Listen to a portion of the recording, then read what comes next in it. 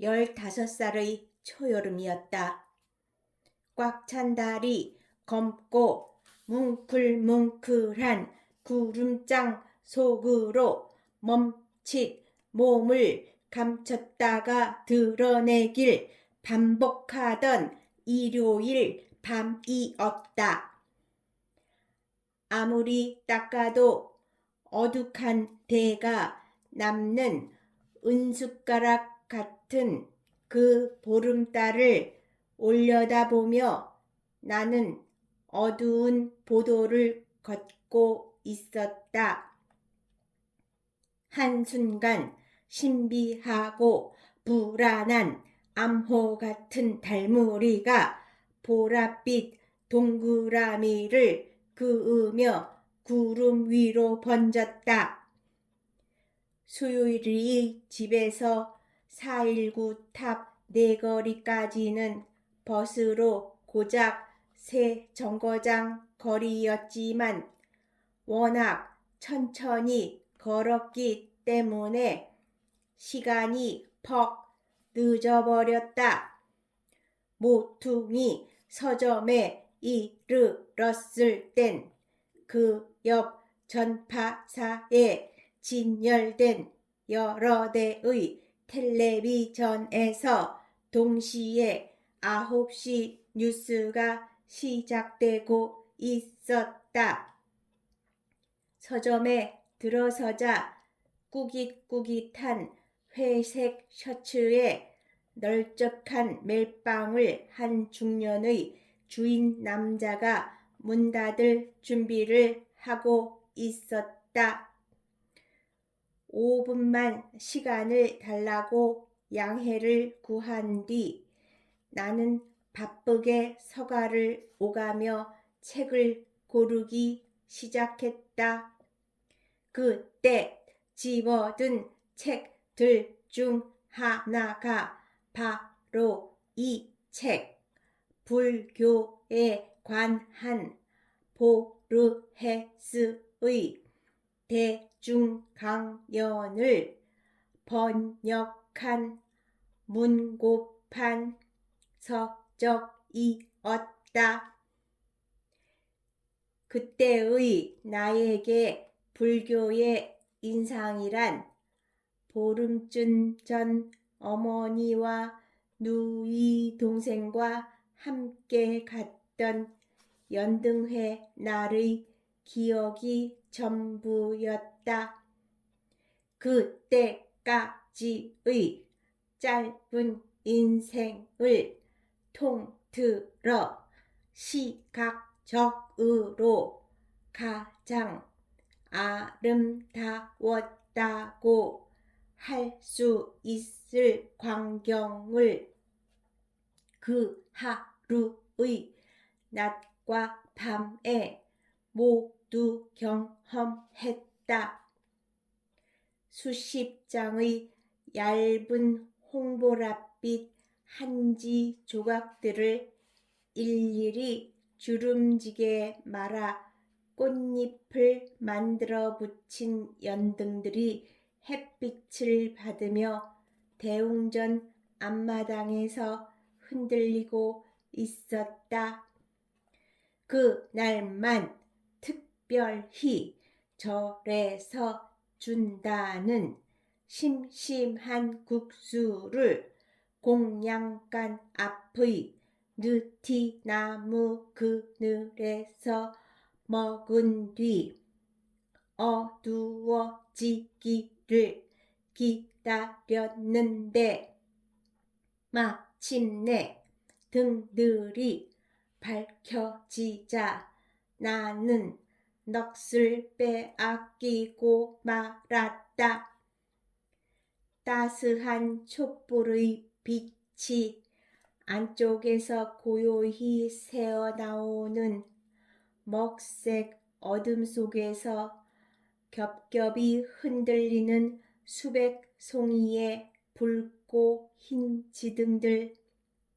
이제 그만 집에 가야지.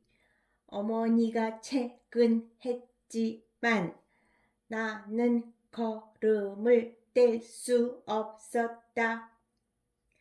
2달 뒤면 가족 모두 한국을 떠나야 한다는 말을 어머니로부터 들은 일요일 오전, 왜 내 눈앞에 그 지등들이 선명하게 떠올랐던 걸까?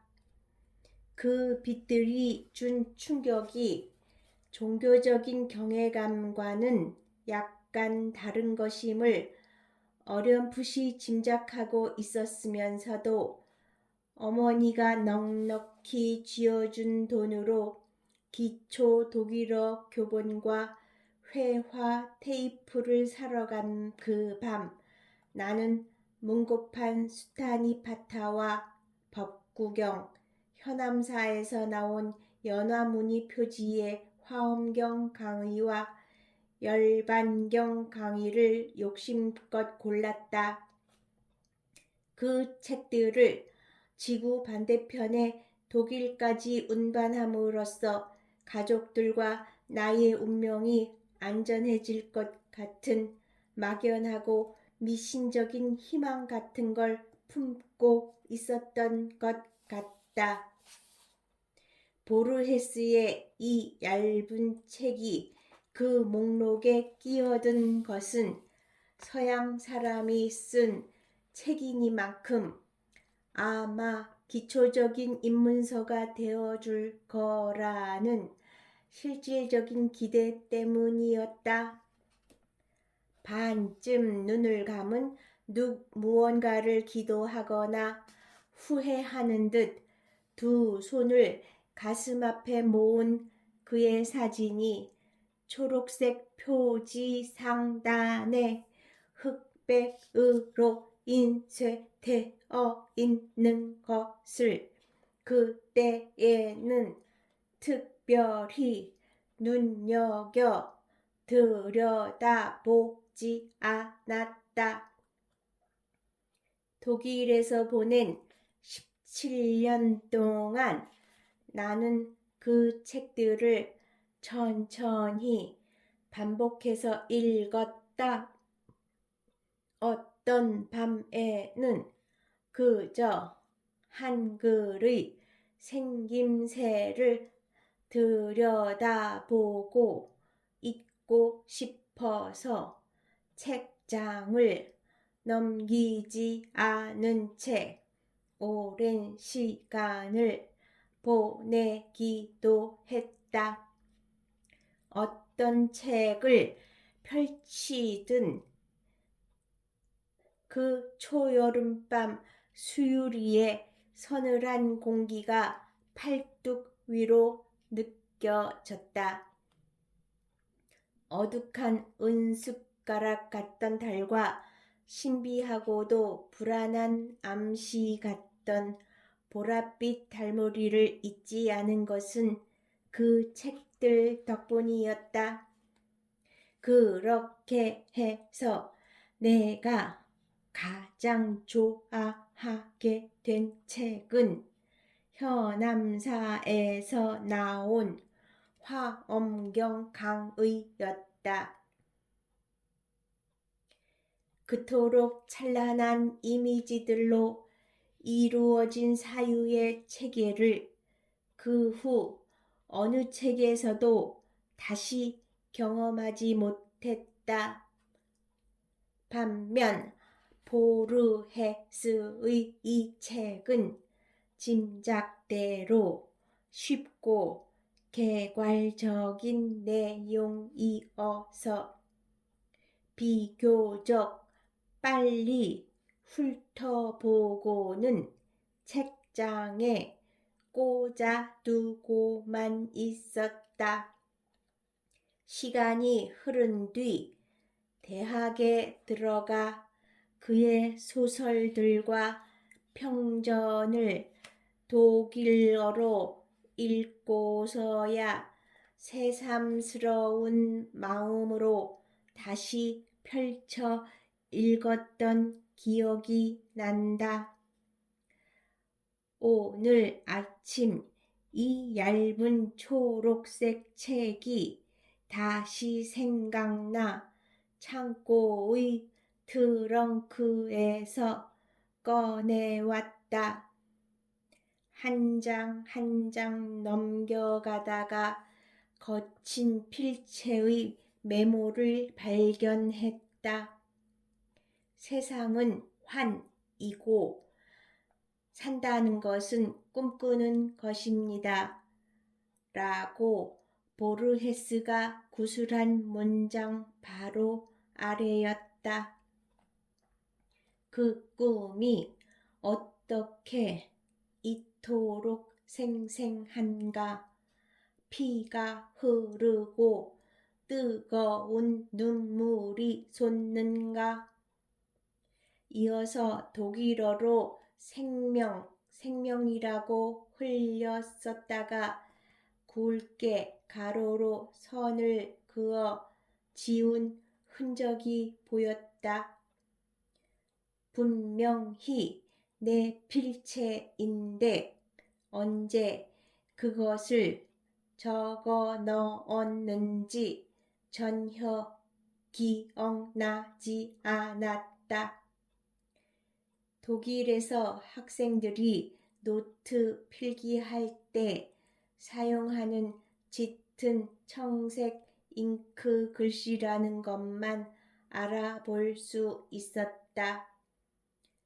나는 책상 서랍을 열고 낡은 회색 가죽 필통을 찾아냈다.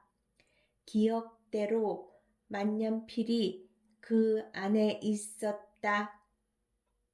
독일에 건너간 직후부터 대학 2학년 무렵까지 수차례 촉을 갈아가며 사용했던 것이었다. 흠집이 좀 있을 뿐 깨진 데 없는 뚜껑을 열어 책상 한켠에 두고 촉에 말라붙은 잉크를 녹이기 위해 욕실로 만년필을 들고 갔다. 세면대에 맑은 물을 받은 뒤 촉을 담그자 짙은 청색의 가느다란 실 같은 잉크가 흔들리는 곡선을 그리며 끝없이 번져갔다.